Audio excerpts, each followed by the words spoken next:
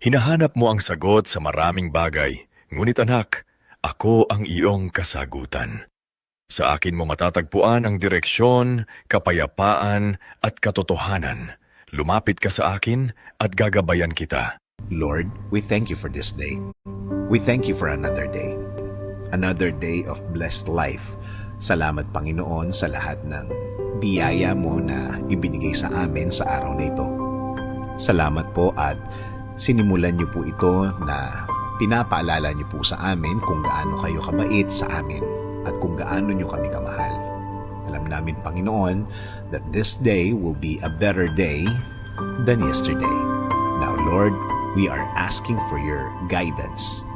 Guidance sa aming pagharap sa aming mga problema ngayong araw. Guidance so I can always come up with the right decision. Show me the way, Lord, para makagawa ako ng tamang pag-iisip. Pag-iisip ng tamang paraan para malampasan ko ang lahat ng ito. We know, Lord, that we can always count on you, so we'll always dependent on you. Ikaw lang at ikaw lamang ang aasahan namin.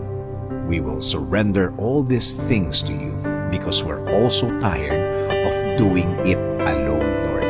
Alam po namin na kapag sinurrender na po namin ang lahat ng ito sa inyo, ang aming dalahin ay magiging magaan. We believe this because you said in your word, nakasulat po, Panginoon, sa Matthew 11:28, "Come to me, all you who are weary and burdened, and I will give you rest."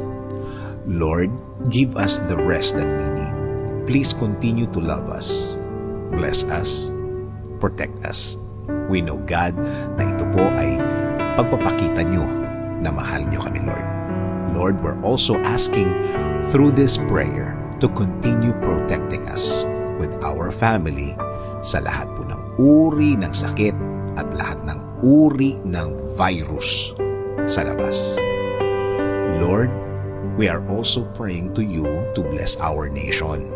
I-bless niyo po ang Pilipinas. Alisin niyo na po sa aming bayan ang mga bagay na nagpapahirap sa amin.